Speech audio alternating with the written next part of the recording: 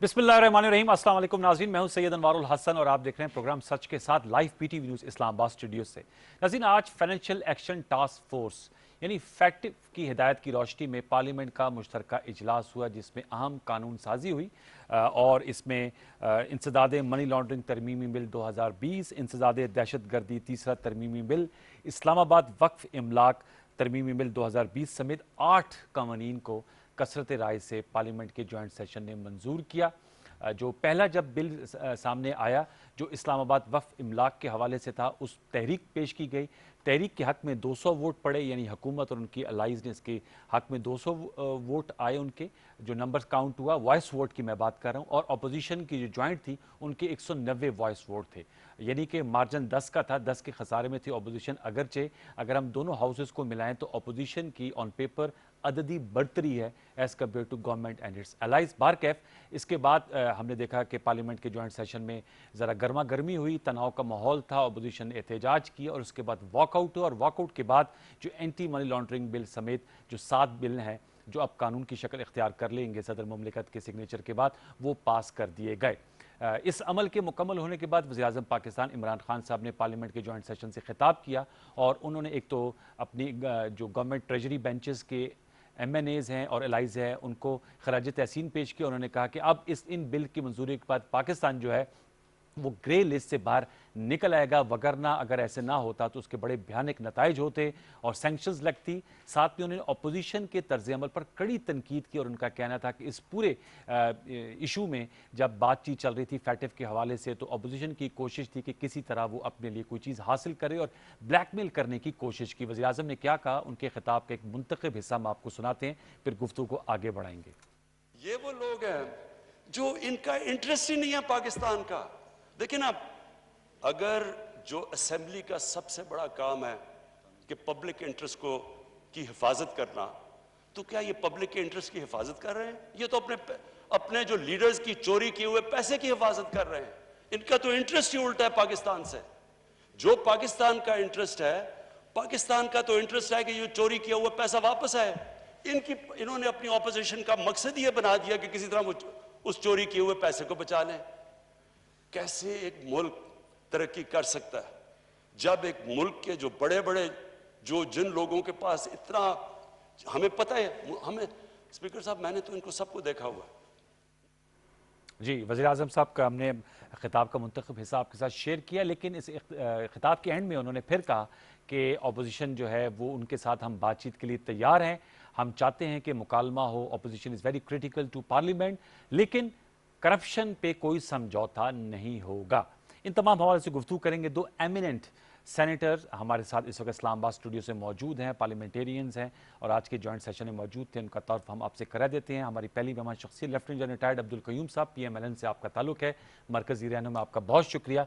हमारे आज की दूसरी मेहमान शख्सियत सेनेटर वलीद इकबाल साहब, पाकिस्तान तहरीक इंसाफ के मरकज़ी रहनुमा हैं और बड़े एमिनेंट स्पीकर हैं। उनका बहुत शुक्रिया that he has made to our studios after lot of persuasion. आपका बहुत शुक्रिया दोनों मेहमानों को। जनरल क़य्यूम साहब से गुफ्तगू का आगाज़ करेंगे।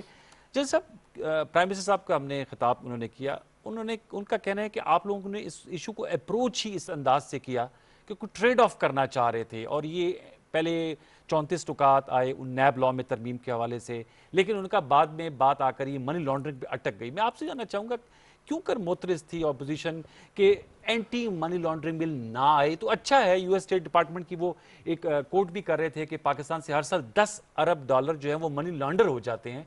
तो बताइएगा क्या डिफेंस है आपके पास? देखें, अनफॉर्चुनेटली प्राइम मिनिस्टर स्पीच में दयानतदारी से काम नहीं लिया। कोई भी मुहब्बे वतन पाकिस्तानी जिसका ताल्लुक किसी भी प्रोफेशन से हो, वो कभी भी नहीं चाहता कि पाकिस्तान ब्लैक लिस्ट में आए या पाकिस्तान का नुकसान हो। आप तस्वीर की एक रुख प्राइम मिनिस्टर दिखा रहे हैं। देखें, उन्होंने शुक्रिया भी अपनी पार्टी का अदा किया है पार्लियामेंट के अंदर, जॉइंट सेशन में खड़े वोट ही उन्होंने दिया, आप नहीं, लोगों वोट की बात नहीं है। जो नहीं वोट देते वो भी एक प्रोसेस में हिस्सेदार होते हैं, और आप प्राइम मिनिस्टर एक पार्टी के नहीं हैं। आप ये कहें कि एक प्रोसेस से हम गुजरे हैं, हमने ये पास कर दिया है पार्लियामेंट के अंदर, कुछ फेवर में होंगे कुछ अगेंस्ट में होंगे। जिन लोगों ने हिस्सा लिया है वी आर ग्रेटफुल। आपने अपनी एक मर्जी इस्तेमाल की है, in your judgment that may be right, ठीक। बट मैं उसके ऊपर मेरी रिजर्वेशन है, बट आई एम ग्रेटफुल कि हमने बैठ के मुतफिका तौर पे एक सिटिंग में ये 8 लाज किए हैं। दूसरी बात यह है कि देखिए फैट एफ के कोई भी खिलाफ नहीं है। मुस्लिम लीग नून के टाइम में ये एक दफ़ा जब ग्रे से वाइट हुआ, वाइट से फिर ये बाद में ग्रे हुआ, चूंकि हमारे वो लोग उस वक्त भी हो, अभी भी हम चाहेंगे कि ये वाइट हो। मनी लॉन्ड्रिंग पे मैं इसलिए आपसे जी, पर्टिकुलर जी। जानना चाहूंगा कि उनका कहना था कि मनी देखिए, लॉन्ड्रिंग पे कानून आ जाए, इस पे आप मोतरस क्यों हैं? कोई मोतरज नहीं हो सकता। देखिए मैं आपको बताऊं, स्टिकिंग पॉइंट तो यही था ना। नहीं मैं आपको समझाता हूं। बात यह है, कवानीन बने हैं। आपने देखा कि एंटी टेररिस्ट एक्ट है, ये आपका 1997 में ये 7 उसमें भी तरमीम आई है, इंसदाद दहशतगर्दी। जो भी आपने एंटी टेररिस्ट एक्ट किसके लिए बनाया था? टेररिस्ट के लिए बनाया था, कि जो लोग उसमें, जिस दिन नवाज शरीफ साहब को पनिशमेंट हुई, वो कन्विक्ट किया गया, उस दिन जो वर्कर्स आए हुए थे उनके सारे वर्कर्स, ख्वातीन के ऊपर भी एंटी टेररिस्ट एक्ट लगाया। अच्छा। अभी जब वो लाहौर में उनको रिसीव करने गए तो वर्कर्स के ऊपर टेररिस्ट एक्ट हमारे वकला ने जाके देख के फिर प्रोसेस करके उनको ऊपर है। आपने ये पॉलिटिकल विक्टिमाइजेशन के लिए मिसयूज होते हैं। मैं ये कहता हूं कि आज तो इनकी हुकूमत है, ये करेंगे, कल कोई और हुकूमत आएगी, मे भी हमारी हुकूमत के अंदर कोई ऐसे लोग होंगे जो कहेंगे अच्छा जी अभी ये लगा हुआ है ना, तो मनी लॉन्ड्रिंग में इसको अंदर दबा दो। आपको तफज़्ज़ुल इसके मिसयूज के हैं? ये मिसयूज होता है। हम ये कहते हैं कि इसलिए कवानीन जब बनाएं उनके अंदर इस तरह का अरेंजमेंट भी रखें कि वो पॉलिटिकल, अभी देखिए जस्टिस खोसा साहब ने अपना एक सुप्रीम कोर्ट का वो दिया था, तो उसमें उन्होंने कहा था कि आपस में लड़ाई के अंदर भी आप ये 780 लगा देते हैं, तो आप ये झगड़ों के अंदर एंटी टेररिस्ट एक्ट मत लगाएं। उन्होंने एक अपनी तकदीर दिया, लेकिन इवन देन उसके बाद अभी मरियम को रिसीव करने के लिए जो लोग आए हुए थे उनके ऊपर भी एंटी टेररिस्ट एक्ट लगाया। तो अभी ये मनी लॉन्ड्रिंग की बात है। हाँ। ये सिर्फ उन लोगों को रिमूव करना है रास्ते से जो आपके इक्तदार के रास्ते करोड़ा हैं, जो आप समझते हैं कि अगर मुझे जरा भी खतरा है तो इन्हीं से खतरा है, इस बड़ी पार्टी से, और शहबाज शरीफ से खतरा है बिकॉज वो एक प्राइम मिनिस्टर इन वेटिंग है, एक बड़ी पार्टी का प्रेसिडेंट है।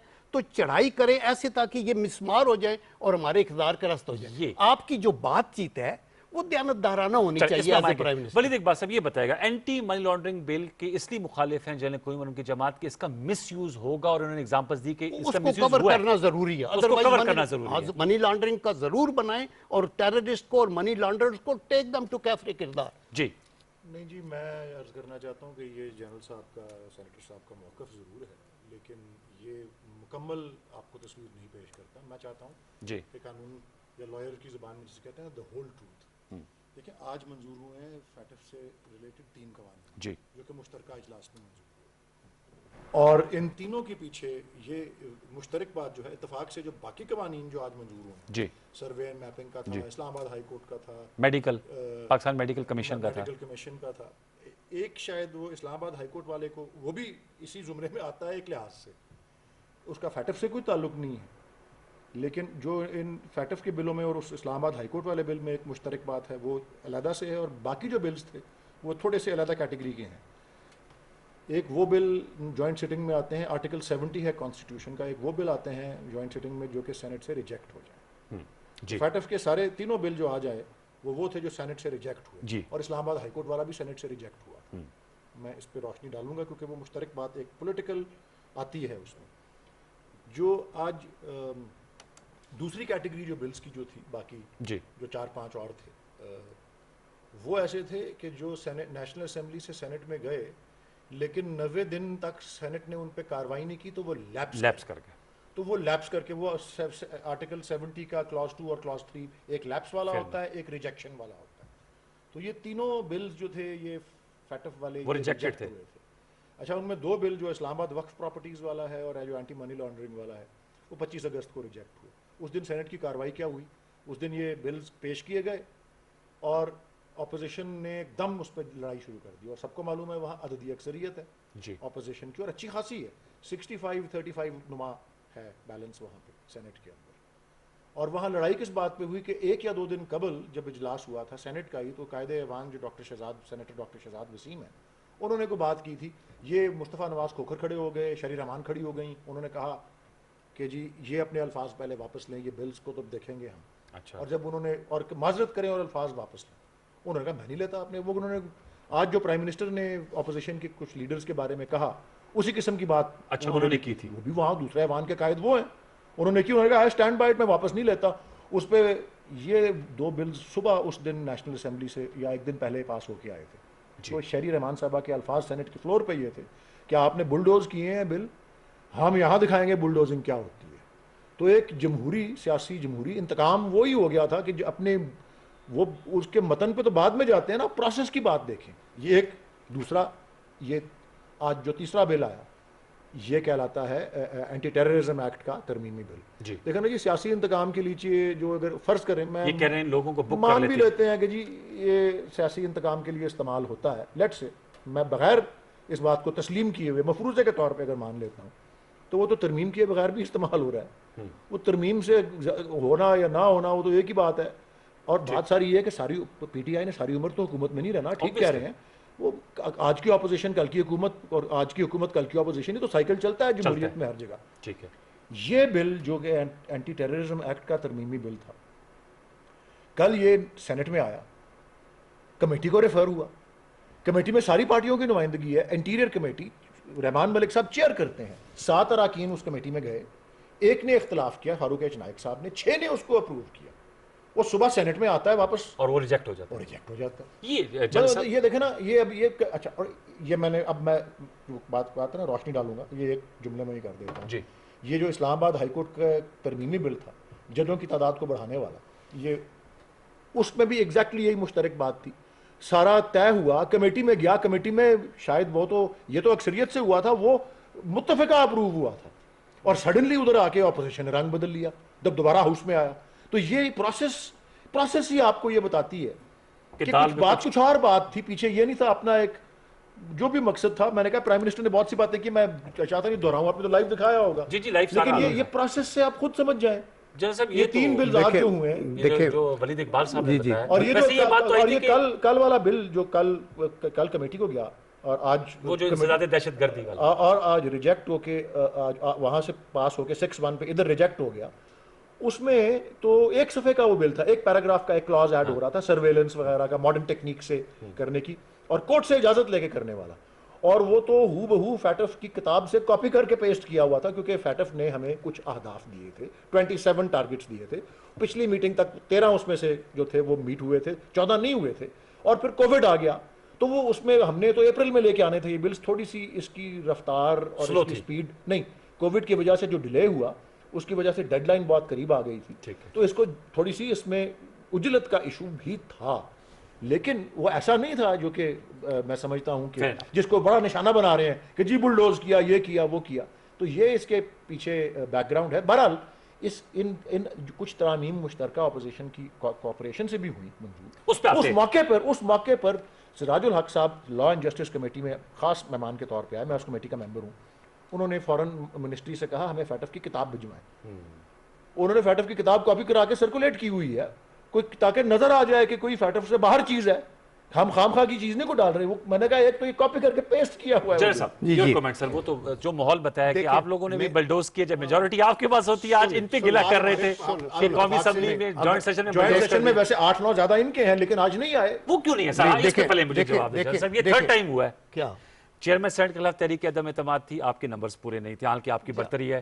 फाइनेंशियल बिल पास होना था, आप लोगों ने कहा उस पर ज़ाहिर बात है फाइनेंशियल बिल में हम नहीं पास होने देंगे। आज ये तमाम चैनल्स पे आ रहा है कि आपकी अददी अक्सरियत है, 26 के करीब आपके ज़्यादा हैं, इनके कम हैं, आपके लोग गैर हाजिर हो जाते हैं। इसका मतलब आप लोगों के हाउस इन ऑर्डर भी नहीं है। लेकिन उसको तो पार्लिमानी लीडर्स और presidents of the company committee जो भी हमारी पार्टीज हैं वो देखेंगे। जी देखिए, मैं आपको ये बात बताऊं, मैं भी वैसे देखना चाहिए ना उस पहलू को। मैं भी सेनेट में हूँ, वलीद साहब भी सेनेट के अंदर है, और हम प्रीवी हम देखते हैं हर रोज़ क्या होता है। देखिए, इनकी जो पार्लियामेंटेरियंस हैं ना, जो तो इनका कोर पार्लियामेंटेरियंस हैं तहरीक इंसाफ के, जो बड़े थोड़े हैं, वो तो मतलब है वो बिल्कुल नए हैं। और जो बाहर से लोग इन्होंने उधार लिए हुए हैं ना, जो अब तो इनकी पार्टी में उधार फनकार, ठीक है, वो कल किसी और पार्टी में होंगे, वो दाव पे रहते हैं, वो उन्होंने साथ कराना किया। नहीं मैं आपको सेनेट में ऐसा कोई नहीं नहीं लेकिन पीटीआई के अपने टिकट पे जो आए हैं या टिकट के ऊपर आए हुए हैं, लेकिन एडवाइजर्स आते हैं, दूसरे तीसरे आते हैं, मिनिस्टर आते हैं इधर उधर से। अच्छा, आप देखें कि आपके लॉ मिनिस्टर सेनेटर है ना, फरूक नसीम साहब, वो कहाँ से हैं? एमक्यूएम पाकिस्तान। वो एलाइज, वो सारे एलाइज निकल जाएंगे ना। मैं ये कहना चाहता हूँ कि 25 अगस्त का जो मसला है, हाँ, ये मैं भी उधर था, उधर लड़ाई हो गई इस बात पे। देखिए बात ये हुई कि लीडर ऑफ द हाउस भी नए हैं बिल्कुल, और उनको यानी जो पार्लियामेंट के हाउस का जो है ना एटमॉस्फेयर, उसको मेंटेन करना, कायम करना हुकूमत की ज्यादा जिम्मेदारी होती है। अपोजिशन की भी होती है जरूर कि आपको कहीं हद से क्रॉस नहीं करते, लेकिन उनका काम है कि वो प्रोवोक करेंगे, वो पूछेंगे इसका क्या, जायज़ वो चीज़ों को करते हैं। ये जब शहजाद साहब हैं, इन्होंने तकरीर की, जब पहले 2-3 बिल हो गए जिसके ऊपर हमने कहा कुछ अमेंडमेंट करें और फिर ये सारे पास हो गए, फेयर इनफ, वो होते गए ना पास, तो फॉरेन मिनिस्टर शाह महमूद कुरैशी साहब ने कहा आई एम ग्रेटफुल। उन्होंने हर पार्टी का नाम लेके शुक्रिया अदा किया। अच्छा, उन्होंने किया। इसके बाद जसीर साहब उन्होंने कहा ये देखा कि ना करप्शन को छुपा रहे थे और ये इसलिए ये किया वो किया। तो आज प्राइम मिनिस्टर साहब भी कह रहे थे। तो प्राइम मिनिस्टर में उनमें कोई फर्क नहीं है, लेवल वही है ना, उनको पता है कि क्या तो सेम है। देखिए पार्लियामानी लैंग्वेज एक होती है, एक डेकोरम होता है पोस्ट का।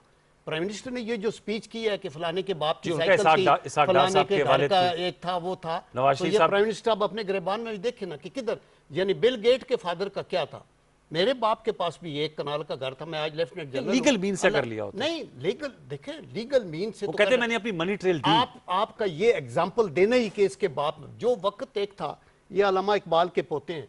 अल्लामा इकबाल बैठे होते थे, अपना वो बैरिस्टर थे, दुनिया के वो मशहूर थे, सादगी थी, छोटा सा हुक्का वगैरह रखा होता था। वक्त गुजरने के साथ साथ लोगों के कारोबार भी बढ़े हैं। और किधर से बिल गेट कौन था मुझे आप बताएं। मनी ट्रेल तो होती है ना, देखिए मनी ट्रेल की अलग बात है ना, जिनकी मनी ट्रेल नहीं है उनको जाके आप कोर्टों में ले जाए ना। हाँ। आप उनको यहां खड़े होके मलाइन करें और कैरेक्टर असैसिनेशन करें, let the court convict them. ये अगर प्रूफ आता है कि इसने करप्शन का पैसा बनाया और फिर मनी लॉन्ड्रिंग की है और गलत किया है, उनको न छोड़े। लेकिन ये जो स्मॉल टॉक है by people who are on big posts, वो तो आपको कभी भी अलाउड नहीं है। अच्छा देखिए, ये जब शहजाद वसीम साहब के पास, मैंने भी कहा सब रेडी थे, चांडियो साहब ने कहा कि हम इसको पास करते हैं, लेकिन आप माजरत कर दें, आप कह दें मेरा मतलब ये नहीं था। मैंने जब समझा कि ये रिजेक्ट हो जाएगा तो मैं उठा अपनी सीट से, मैं पहले जाके अली मोहम्मद से बात की। मैंने कहा, अली मोहम्मद ने कहा मैं क्या करूं, ये अभी मिनिस्टर जो है ये अपने तौर पे, उसने मुझे कॉन्फिडेंस में जो भी, मैं फिर लॉ मिनिस्टर से मिला, उन्होंने कहा बस ये हो सकता था, लेकिन वो खड़े होकर फिर खड़े हो तो कह क्यों नहीं, मैं ऐसे नहीं करूंगा। देखिए आपकी अजमत इसके अंदर होती है कि मतलब आप कि कानून साजी जो है वो कानून साजी में अना की भीड़ चढ़ गई। जी, इनका एटीट्यूड ऐसा होता है, इनके जो चंद लोग होते हैं पीछे, फैसल कई दफा खड़ा हो जाता है, ठीक ठाक माहौल के अंदर वो ऐसा बम फेंकेगा, फिर ऑब्वियसली अगर ये तो होता है ना पार्लियामेंट देखे ना, तो फिर तो ऑपोजिशन भी यही करती है फिर सर, यही और फिर आउटकम कुछ बातों से बचती है जी। अब मतलब लेकिन ज्यादा रिस्पांसिबिलिटी वलीद किसके ऊपर है? मुशाहिदुल्लाह साहब खड़े होते हैं तो उनके मुंह से फूल झड़ते हैं। कल उन्होंने इतनी जातियात पे वो उतरे, इतनी उन्होंने स्कैंडलस बातें की ऐवान में। मेरी बारी आई होती तो मैंने भी वहां तक गिर जाना था। नहीं, वो बारी नहीं आई, मेरी बारी आती तो मैं कभी ना गिरता।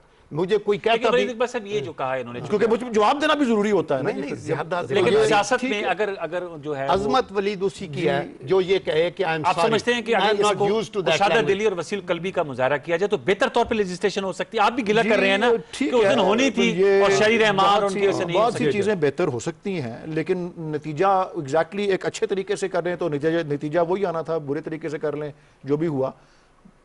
अब आपने रुएदाद सुन ली कि 25 अगस्त को किन हालात में कोई चीज मुस्तरद हुई, जी।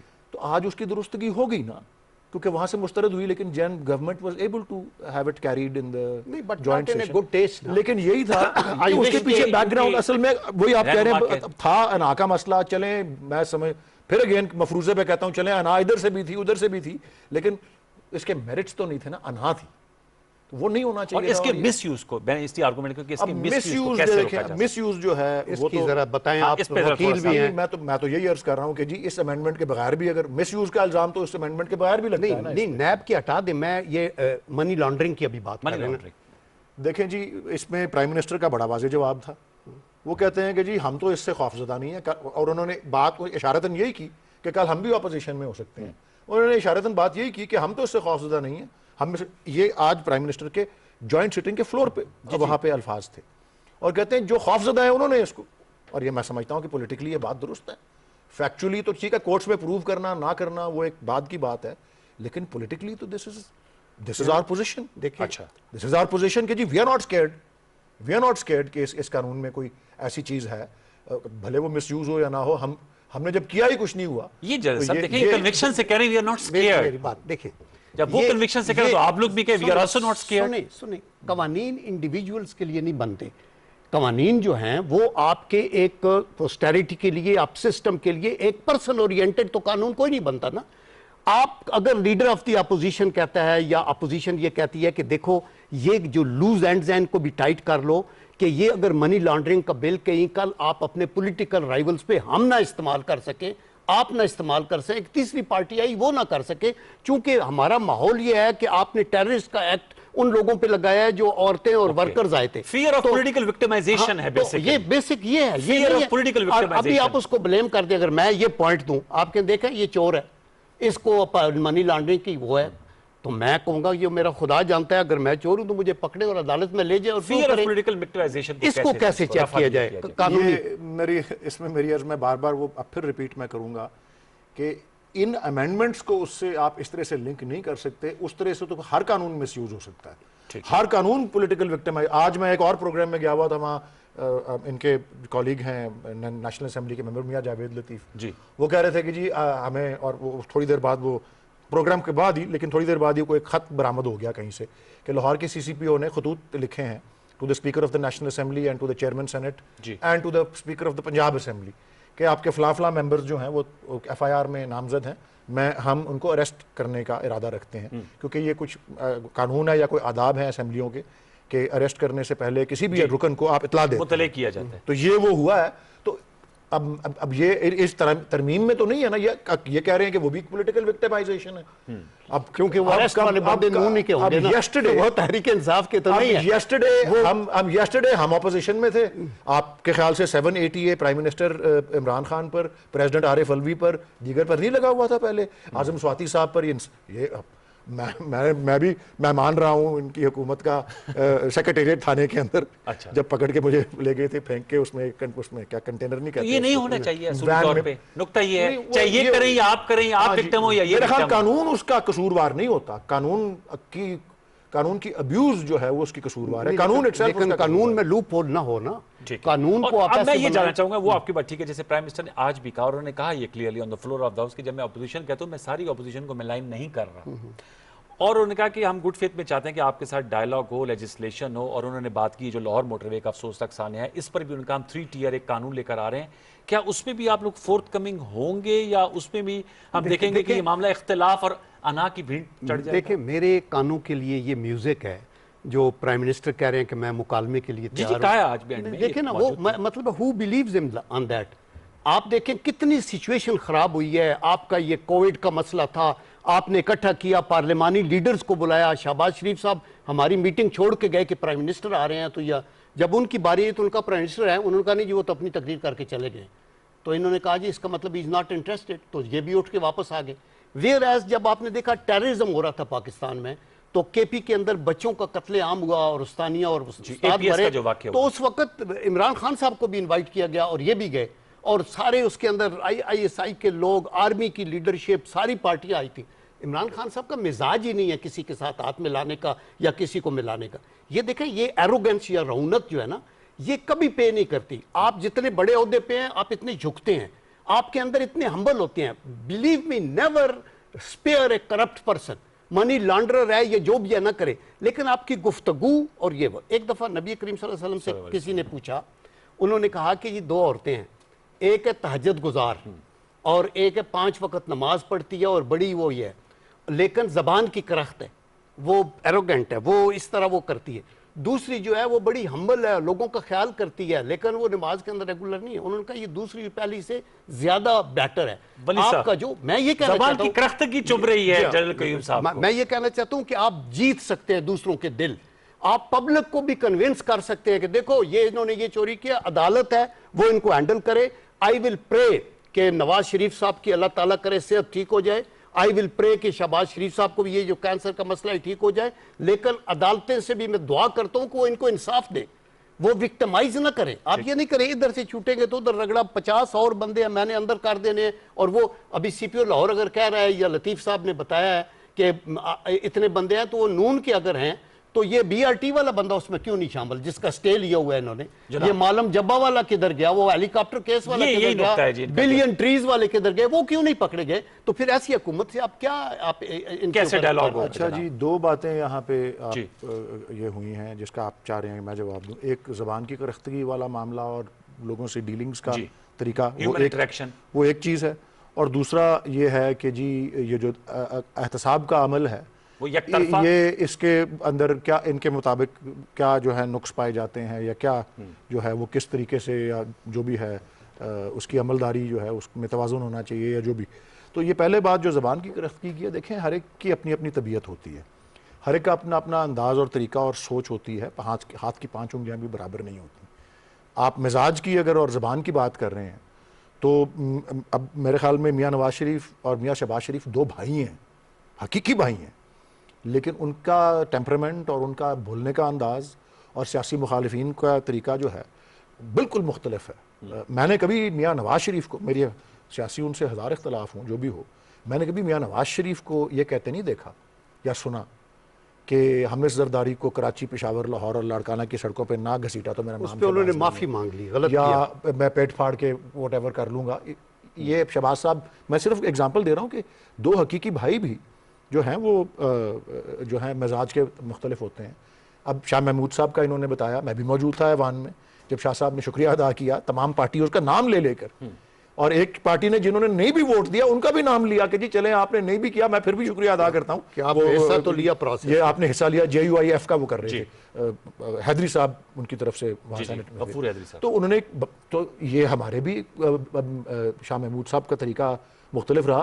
फ़रोग साहब ने बहुत दफ़ा जब आए हैं लॉ मिनिस्टर जो हैं, उनको काफ़ी, इन्होंने ही पंजाबी में कहते हैं लताड़ा, ये मुशाहिदुल्लाह खान साहब ने, तो उन्होंने फिर भी खड़े होकर कहा कि जी मेरे बड़े भाई हैं, मैं उनका एहतराम करता हूं, लेकिन मेरे बारे में उन्होंने ये वो जो आजमत है, तो उन्होंने आगे उसका, अब इमरान खान साहब का अपना एक मिजाज है और एज प्राइम मिनिस्टर दूसरी कैटेगरी में आते हैं, वो अब उनका अपना मिजाज है, और वो मैं आपको उनका वर्जन भी बता दूं, और उन्होंने वो उनको अंदाजा है इस बात का कि जनरल साहब और दीगर इनके साथी और भी लोग उनको बड़ा तनकीद का निशाना बनाते हैं इस पे, और वो जानते हैं इस बात को, और जानते हुए अपने पार्लियामेंटेरियंस को सेनेटर्स की मीटिंग में उन्होंने कहा और बरमला कहा। अच्छा, ये मैं सिर्फ अर्ज ये कर रहा हूं कि इमरान खान साहब ने उनका वर्जन जो है, सब मिसाल के तौर पे इस चीज़ के ऊपर, एक तो पहली बात ये कि बतौर प्राइम मिनिस्टर के उनको बहुत से, जनरल साहब को पता होगा कि आप एक ख़ास ओहदे पे जाएं तो आपको बहुत सी तफसीलात और इंफॉर्मेशन ऐसी मिलती है थ्रू वेरियस चैनल्स जी, जिसके हवाले से आप बेहतर जानते हैं। आज भी उन्होंने कहा कि मैं जानता हूं इनको, तो बहुत सी ऐसी डिटेल्स होंगी, बहुत सी ऐसी तफसीलात होंगी जो कि शायद किसी कोर्ट के एविडेंस के उस लेवल को तो ना मीट कर सकें, लेकिन बड़ी वाज़ेह हों कि जी, वैसे आम आदमी के लिए वाज़ेह हों कि जी इस फलां शख्स ने जो है वो बहुत बदनामी की है। नंबर एक तो ये तरफ है, एक तो वो जानते हैं मुझसे ज़्यादा और आपसे ज़्यादा और शायद जनरल साहब से ज़्यादा कुछ चीज़ों के बारे में, एक वो है। दूसरा वो, और ये उनके मैं अल्फाज उस मीटिंग के हवाले से दोहरा रहा हूँ कि मुझे पता है, लोग कहते हैं ना कि मैं आता हूँ मैं हाथ नहीं मिलाता, मैं क्यों नहीं मिलाता, मैं बताता हूँ, और बड़ा उन्होंने कन्विक्शन से कहा, ठीक है, मैं हमारे अपनी पार्टी के, अगर इमरान खान साहब के कोई हकीकी भाई नहीं है, ही ओनली हैज सिस्टर्स, कोई उनके हकीकी भाई होते शायद मिजाज में वो मुख्तलिफ होते, लेकिन उनका मिजाज है, कहते हैं कि जी मैं इसलिए क्योंकि मुझे पता है और मैं ये जानता हूँ कोविड और क्या क्या कुछ हुआ नहीं, वो कहते हैं कि जी मैं इनको डिग्निफाई नहीं करना चाहता, डिग्निफाई नहीं करना चाहता, these are the words of the prime minister.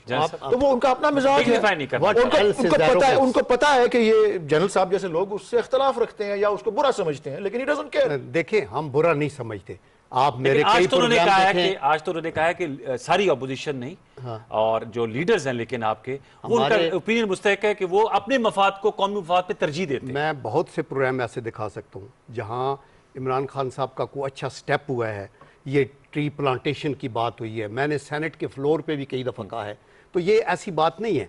तो जब आप ये कहते हैं कि मैं हाथ मिला के किसी की इज्जत अफजाई नहीं करना चाहता, तो एरोगेंस और क्या है? यही रहना था ना। ये तो आप लोग सॉरी, वो बीच में एक टॉपिक रह गया और वो मैं उसको बिल्कुल क्योंकि मैंने इस पर इतनी तफसील से बात कर ली, वो जो आप वन साइडेड ये कह रहे हैं एहतसाब। देखें जी, मैं फिर हर प्रोग्राम पे ये कहता हूँ, नैब के किसी तर्जुमान को बुलाएं और उनसे पूछें कि वो इस तरह क्यों कर रहे हैं। कोई नैब अच्छा काम करे क्योंकि जी सियासी शख्सियात के अलावा नैब ने बहुत से और लोगों पे दस्तंदाजी की और बहुत से पैसे रिकवर किए हैं, बड़ी कन्विक्शंस की हैं, बड़ी कन्विक्शंस हुई हैं, वो किसी को नहीं पता लगता। मैं सिर्फ ये अर्ज कर रहा हूं कि नैब कोई अच्छा काम करे या कोई बुरा काम करे या अपने काम पे फर्ज पे पूरा ना उतरे, उसकी अच्छाई और उसकी बुराई उसके खाते में जाती है। It is an independent institution, और सुप्रीम कोर्ट ने अगर उसको निशाना बनाया है अपनी तनकीद का, और आखिरी जजमेंट जो उनके आई है रफीक बरादरान की, साद रफीक और सलमान रफीक साहब जो हैं, उसमें जस्टिस मकबूल बाकर ने मेरे ख्याल वो जजमेंट लिखी थी, तो जिसमें उन्होंने कहा है तो वो उनके खाते में ही जाता है, गवर्नमेंट के खाते में तो नहीं जाता। तो वो एक बात। दूसरी बात, देखें लोग भूल जाते हैं, आज भी पार्लियामेंट्री पार्टी की मीटिंग में प्राइम मिनिस्टर कह रहे थे, और मैं दोहराता हूं कि जी देखें अलीम खान 3 महीने वहां रह के आया और कैद में था और नैब की कैद में था। कहते हैं मेरे अपने नीचे इलेक्ट हुआ MPA Sibtain Khan, minister for forestries and fisheries या पंजाब, वो 3 महीने कितने महीने गुजार के आए। तो लोग नूर आलम खान साहब भी गिला कर रहे हैं। नूर आलम खान साहब के गिले के जवाब में वो कह रहे थे ये कि जी हमारे नूर आलम खान साहब कि जी हमारे पीछे पड़ गए हैं। आपने उनको कहा, कहते मैं किस तरह कह सकता हूं अपने किसी इसके बारे में, वो मेरे तो अपने नीचे MPS जो हैं वो उस तरह इनसाइड इंफॉर्मेशन जो दी है। लेकिन जो तो जनरल साहब फिर तो गिला नहीं होगा ना, फिर तो एहतसाब सबका ही होगा। देखिए और स्पीकर असेंबली जो है परवेज लाई साहब, वो 2-3 दफा भुगताए हैं हियरिंग्स वहां पे। महमूद खान साहब चीफ मिनिस्टर के तौर पे गए हैं, उनको तलब किया गया है नैब के केसेस में, तलब किया गया है, हेयरिंग पे गए हैं, वापस आए हैं चीफ मिनिस्टर। आप लोग भी, शबाशी साहब भी बाहर हैं, देखे उन्होंने शबाशी साहब भी बाहर हैं, सारे हो सकता है उनकी केसों की संगीनी ऐसी ना हो। देखिए उनकी हो सकता है चीफ मिनिस्टर की संगीनी भी नहीं है, ये BRT की संगीनी भी नहीं है जिसपे आपने स्टे लिया हुआ है, वो तो चल रही है। देखें नहीं, लेकिन उस पे अरेस्ट हो ना, बाकियों की तो इंक्वायरी। अभी आप देखें जियो का वो शकील उर रहमान को पकड़ा हुआ, इंक्वायरी स्टेज के ऊपर ही पकड़ के अंदर, हमजा 1 साल से अंदर है। तो मेरा मकसद ये, या तो इनके पाप पे फिक्स हो और इनको अंदर करें। लेकिन क्या ये इशू हमें कानून साजी करने से रोकेगा? नहीं, जब तक से इवन हैंडेड आपकी राय में नहीं होगा, हमें बेहतरीन कानून साजी करनी चाहिए, लेकिन हमें ये देखना चाहिए कि कवानीन इतने ओपन एंडेड ना हो कि आप उसको जुल्म कर सकें और बेगुनाह लोगों को अपने पॉलिटिकल मकासद के लिए इस्तेमाल कर सकें। तो इसलिए मैं ये कहना चाहता हूं कि आपको ये जो कहते हैं ना कि नैब तो आज़ाद है, हम कहते हैं नहीं, नैब का जो है वो गठजोड़ के साथ चल रहा है। अगर वो आज़ाद होता, उसने एक दफ़ा कहा था चेयरमैन नैब ने कि हवाओं का रुख बदलने वाला है। लेकिन जनरल साहब माजरत के साथ जब इनकी अपॉइंटमेंट हुई थी तो शायद खाकान अब्बासी साहब वज़ीर आज़म थे और खुर्शीद शाह साहब लीडर ऑफ द ऑपोजिशन। देखो एक दफ़ा तो आप ही लोगों ने एक तरह से अपॉइंट किया, जिसको लगाई, can you give a guarantee? Obviously आप लोगों ने सोच विचार के मीनिंगफुल डायलॉग के बाद ही लगाया होगा ना, कंसल्टेशन मीनिंगफुल। ऑफ कोर्स आप एक आदमी को आर्मी का चीफ लगाते हैं, आप एक आदमी को सुप्रीम कोर्ट का जज सजाद अली शाह को PPP ने लगाया था, मैं उस वक्त मिलिट्री सेक्रेटरी था, जी चीफ जस्टिस लगाया था बेनजीर भुट्टो के टाइम, 4 या 5 जजेस को सुपरसीड किया था। तो जो भी करके, और उसके बाद वही उनके ऊपर था। देखिए दयानतदारी से करें, वो तो हम बिल्कुल वो नहीं कहते कि वो करें, लेकिन अगर आप लोगों के गिले शिकवे बहुत है ना, जो मैंने अभी इस गुफ्तगू गिले शिकवे हमारे नहीं है। जनरल साहब भूल गए, जनरल जाओ लाख का सुप्रीम वो तोहफा भी जुल्फिकार अली भुट्टो दे के गए थे हमको,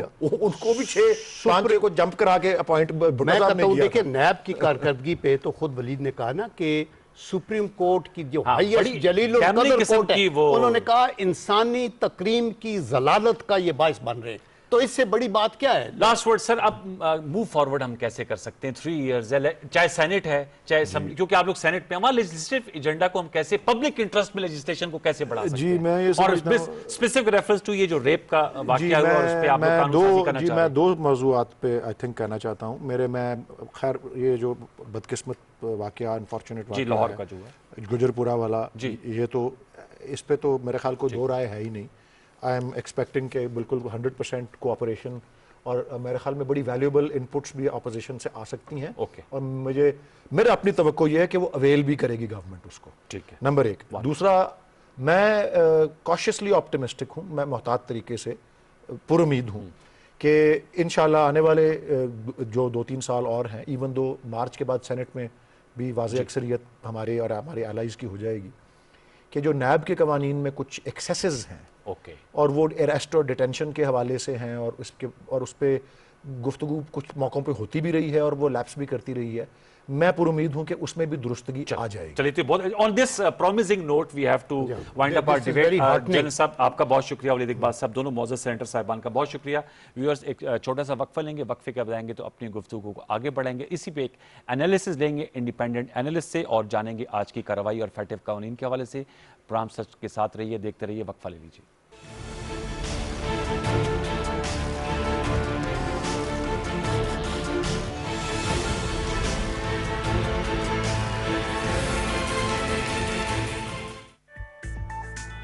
यस, आई डिड इट। मैंने रिटर्न फाइल कर दिया। तो ये रिटर्न फाइल कैसे करते हैं? ऐसे। तनख्वाहदार और इनफरादी टैक्स गुजारों के लिए इनकम टैक्स रिटर्न फाइल करना अब निहायत ही आसान। FBR की वेबसाइट पर खुसूसी लिंक के जरिए तमाम ऑनलाइन फाइलिंग पोर्टल्स तक वन विंडो एक्सेस की फराहमी। नया इनकम टैक्स गोशवारा अब बिल्कुल पेचीदा नहीं, खुदकार रहनुमाई के हामिल नए विजिट बेस्ड इंटरफेस के जरिए अपना गोशवारा भरें, मरहलावार आसानी के साथ।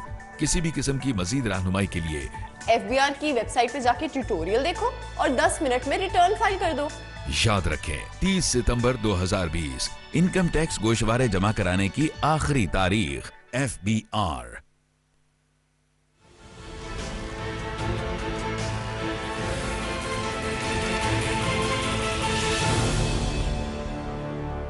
नाज़रीन, हमारे साथ मौजूद हैं मारूफ तजियाकार, पिल डैट के प्रेसिडेंट हैं, जो बहुत ही ज़बरदस्त किस्म का थिंक टैंक है। अहमद बिलाल महबूब साहब लाहौर से हमें बजरिया स्काइप ज्वाइन कर रहे हैं। अस्सलाम वालेकुम अहमद साहब।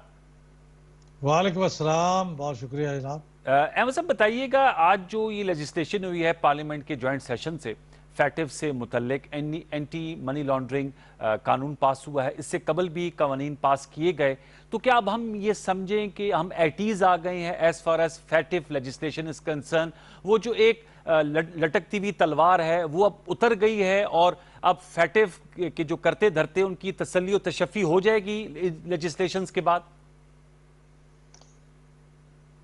बाज़ाहिर तो अनवार साहब ऐसे ही लगता है, क्योंकि हमने माजी में भी 2 दफ़ा ग्रे लिस्ट में रहे हैं जी, और हम फिर बाहर भी आ गए थे, लेकिन कभी हमने इस कदर मेहनत नहीं की, इतनी लेजिस्लेशन नहीं की और इम्प्लीमेंटेशन के ऊपर भी इस किस्म के इकदाम नहीं लिए जिस तरह इस दफ़ा लिए हैं। तो मुझे उम्मीद तो बहुत है कि हमारी ये सारी काविशें जो है वो रंग लाएंगी और हम ग्रे लिस्ट से निकल जाएंगे।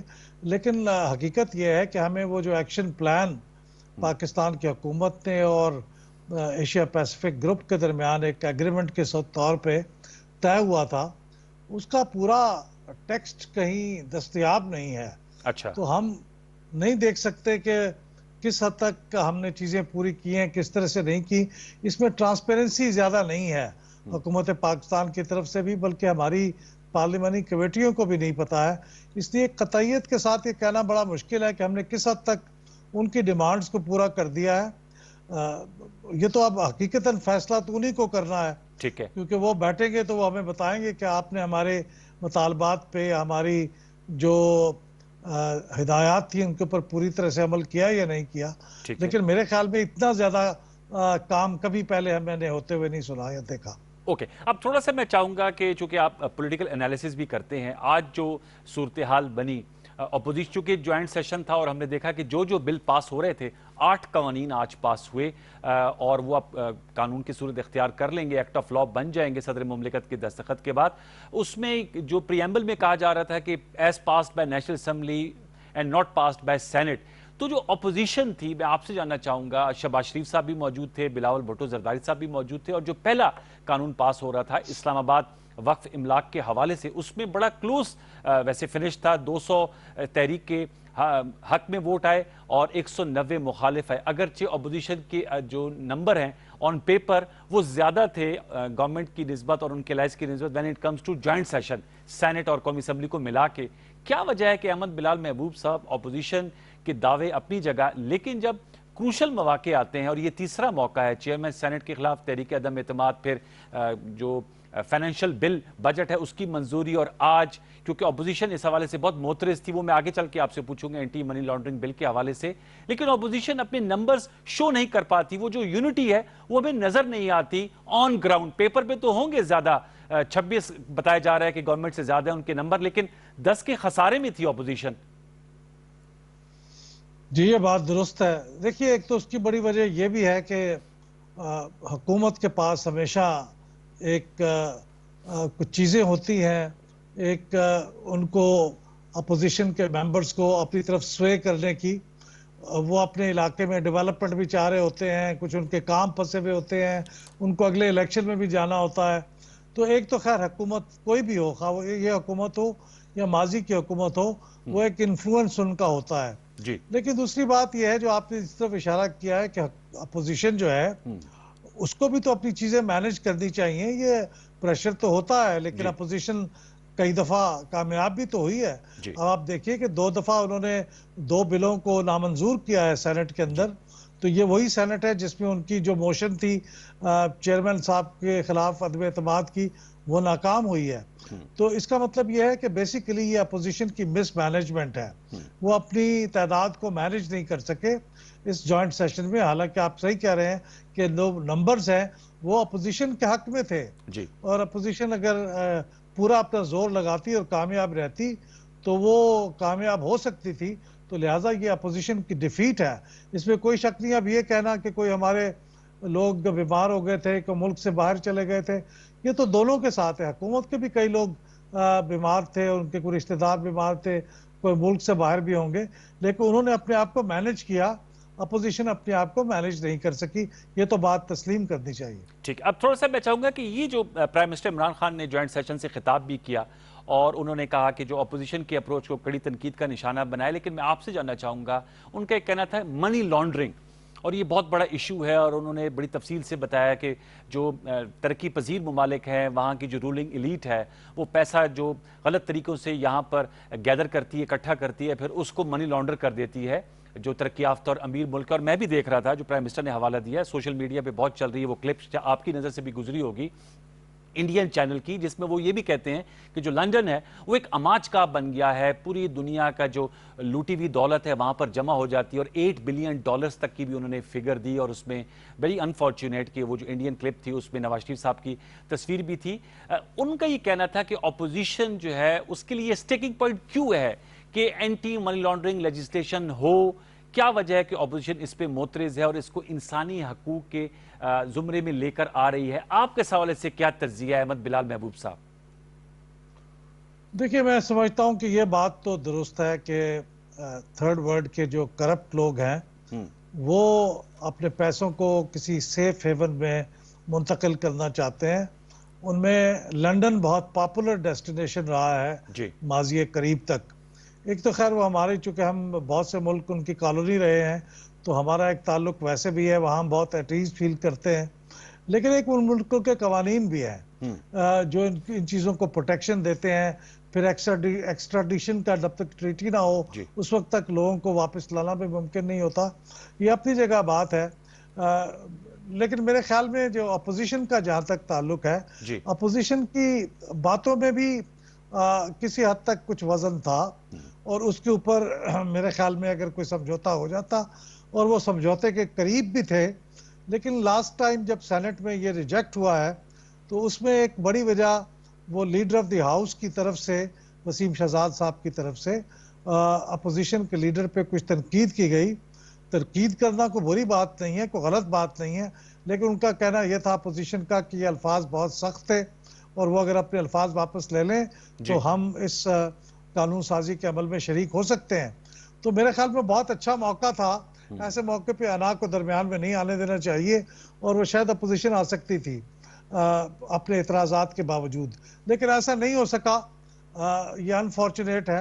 और लेकिन ये कि अपोजिशन का कहना ये था कि वो बेसिकली उसके अंदर कोई ख़तरा है, चूँकि वो बगैर वारंट के अब पुलिस को गिरफ्तार करने का हक भी है और फिर उसके बाद 9 माह तक लोगों को उनके खिलाफ कवर्ट ऑपरेशन करके और मनी लॉन्ड्रिंग का सुराग लगाने की भी इजाज़त है। ये बज़ाहिर तो ठीक बातें हैं, लेकिन ये जब एग्जीक्यूटिव के हाथ में आ जाए तो चीज़ें बाज़-औक़ात माजी में पॉलिटिकल विक्टिमाइजेशन भी होती रही है। तो लिहाजा उनकी बातों में कोई वज़न था। उनको अगर, मेरा ख्याल था कि हम बहुत दूर नहीं थे, अगर ये समझौता कर लेते तो ये बातें हो सकती थी। पिछले बिलों में भी तो कुछ तरमीमें मंजूर करके वो मुश्तरका मुत्तफ़िका तौर पे पास हुए थे। ये बहुत अनफॉर्चुनेट है कि इस दफ़ा ऐसा नहीं हो सका। और आपकी क्या राय है, क्या वजह है कि प्राइम मिनिस्टर साहब भी पाकिस्तान के मफाद की बात करते हैं, अपोजिशन भी पाकिस्तान के मफाद की बात करती है, लेकिन आपस में कोई बहुत गहरा एतमाद का फुकदान है कि जो लेजिस्लेशन जिसको कहा जाता है जो पाकिस्तान के लिए क्रूशल है, ये फैटिफ की बात हम कर रहे हैं और इसमें ज़रूरत एंटी मनी लॉन्ड्रिंग है और इसके अलावा टेरर फाइनेंसिंग और भी बहुत से इसकी जैते हैं, उस पर हमें हुकूमत और अपोजिशन एक सफ़े पे नज़र नहीं आती। अब प्राइम मिनिस्टर साहब ने, वो भी आपसे ज़िम्मन ऐसी सवाल कर लूँ कि ये हालिया जो लाहौर का इंतहाई अफसोसनाक दिल खराश वाक़या हुआ है मोटरवे का, और हमने देखा है कि कैसे जो रेप है वो एक हथियार के तौर पर, तशद्दुद के तौर पर उसको इस्तेमाल किया जा रहा है और उसकी इंसिडेंस में इजाफा हो रहा है। अब वक्त आ गया है कि कम अज़ कम इस मामले पर आप समझते हैं कि हुकूमत और अपोजिशन को अपनी सियासी इख्तलाफात या अगर अना का इशू है उसको साइड पे रख के कोई इफेक्टिव कानून साजी कर ली जाए ताकि इस अफरीद का हम मुकाबला सही मानों में कर पाएं? जी बिल्कुल, देखिए पहली बात तो यह है कि ये हकीकत पसंदी का तकाजा तो ये है कि इस बात को जहन में रखा जाए कि हुकूमत और अपोजिशन हमेशा और अक्सर इकट्ठे एक चीज़ के बारे में मुत्तफिक नहीं हो सकते। उनके दरमियान इख्तलाफात होते हैं, इसलिए वो दो अलग एंटिटीज़ हैं, वो अपोजिशन है। कुछ तो उनका एक नेचुरल इख्तलाफ रहता है और दूसरी कुछ ये बात भी है कि अगर वो कहीं किसी चीज़ में एक दूसरे से मुत्तफिक हो जाएं तो एक दूसरे के उनकी जो अपनी कॉन्स्टिट्यूएंसीज हैं वो उनके खिलाफ हो जाती है। मिसाल के तौर पे इमरान खान साहब की एक स्टैंड है करप्शन के खिलाफ और वो उन्होंने अपनी पूरी कैंपेन जो PMLN के और PPP की क़यादत के खिलाफ की है, ये कहते हुए कि ये बिल्कुल करप्ट लोग हैं, इन्होंने मुल्क को लूटा हुआ है। अब अगर वो उनके साथ कोई समझौता करते हुए नजर आए तो खुद उनकी अपनी पार्टी के अंदर से उनके ऊपर तनकीद उठ जाती है। इसी तरह अपोजिशन का मामला है, उन्होंने भी अपने इमरान खान के खिलाफ इतनी बातें की हुई हैं कि जब वो किसी मामले में समझौता करते हैं तो हम देखते हैं कि सोशल मीडिया पे उनके खिलाफ भी एक तूफान उठ जाता है। तो ये अपनी अपनी कॉन्स्टिट्यूएंसीज के मिनिमम भी कॉमन नेशनल एजेंडा तो मुरतब किया जा सकता है ना बिलाल साहब, कोई मिनिमम कॉमन नेशनल एजेंडा तो हो सकता है। इख्तलाफात तो ठीक है, जमहूरियत का हुसन है, हुकूमत और अपोजिशन जो है वो साथ साथ चल भी सकते हैं और उनके इख्तलाफ भी हो सकते हैं, लेकिन कोई मिनिमम कॉमन एजेंडा तो हो सकता है। हो सकता है, इसके लिए तदब्बुर चाहिए, इसके लिए सब्र चाहिए, इसके लिए पर्सनल किस्म की एक दूसरे के खिलाफ हिट आउट ना करें, उस पर इल्जामात ना लगाएं और लोग फिर माजी में होता रहा है। पीपल्स पार्टी को आप लाख बुरा कहें लेकिन पीपल्स पार्टी के जमाने में इस किस्म का इत्तफाक रहा है। आपने देखा है 18th अमेंडमेंट के ऊपर सारी किस्म की मुखालिफ पार्टियों का हुआ था। तो अगर सब्र का मुजाहरा किया जाए, तहम्मुल का मुजाहरा किया जाए दोनों तरफ से, एक तरफ से नहीं मैं कहता, हुकूमत का थोड़ा सा रोल ज्यादा बनता है क्योंकि वो हुकूमत में होती है, वो ज्यादा दे सकती है, तो फिर ये हो सकता है। लेकिन उसमें पहली बात यह है कि एक दूसरे के ऊपर जो घिनौने इल्जामात हैं और सख्त जबान का इस्तेमाल है, कम से कम वो रोक दिया जाए तो शायद फिर दोनों के साथ आपस में बैठ के बात करना भी आसान हो जाए। चले, आज हमने देखा कि अब 8 कवानीन जो है वो पास हुए हैं और जो रोल है पार्लियामेंट का वो हमें नजर आया कि वो अप्रूवल पार्लियामेंट से मिली ऑर्डिनेंस का जो है वो सहारा नहीं लिया गया। बहुत अच्छा होता कि अगर अपोजिशन भी इस सारे अमल में शरीक होती। आपका बहुत शुक्रिया अहमद बिलाल महबूब साहब, आपने हमसे खुसूसी गुफ्तगू की। व्यूअर्स, आज का दिन इस लिहाज से अहम है कि अहम कानून साजी हुई है फैटिफ के हवाले से, एंटी मनी लॉन्ड्रिंग के हवाले से, पाकिस्तान मेडिकल कमीशन के हवाले से और इस्लामाबाद में जो जजेस के हवाले से 8 कवानीन एज ए होल हुए हैं। लेकिन चूंकि फोकस फैटिफ से मुतल्लिक कवानीन है, अब उम्मीद यही हम रखेंगे कि ये जो कवानीन पास हो गए हैं और 14 के करीब कवानीन पास किए गए हैं, तो अब फैटिव में हमारा नाम इंशाल्लाह ग्रे लिस्ट से जो है वो वाइट लिस्ट की तरफ हम आ जाएंगे। और जैसे आज प्राइम मिनिस्टर साहब अपने खिताब में कह रहे थे कि उसके बड़े भयानक नताइज हो सकते हैं, वो अब नहीं होंगे, वो हमने अवॉइड कर लिए। चलते चलते ज़रूर कहेंगे कि हुकूमत और अपोजिशन को चाहिए कि अब रेप से मुतल्लिक जो कानून साजी है उस पर कम अज़ कम यकसू होकर पास करें, करार वाकई सजा दें। कोई डाटाबेस की आज प्राइम मिनिस्टर साहब बात कर रहे थे, 3 टियर लॉ लेकर आ रहे हैं, उस पर इत्तेफाक हो। और ये जो पार्लियामेंट में और कौमी असम्बली और सेनेट में हमने एक रुझान देख लिया है कि एहतजाज होता है, वॉकआउट हो जाता है, बाइकआउट होता है, इन विजुअल से कम कम हम जो है वो अपने आप को अवॉइड कर पाएं। इसी दौर उम्मीद के साथ आज के प्रोग्राम को यहीं क्लोज करेंगे। मुझे सैयद अनवारुल हसन और सच के साथ की पूरी प्रोडक्शन को इजाजत दी। इंशाल्लाह जिंदगी रही, सेहत रही तो कल रात 10:05 आपसे दोबारा मुलाकात होगी। तब तक लिए अपना बहुत सा ख्याल रखिए। अल्लाह ने के बाद।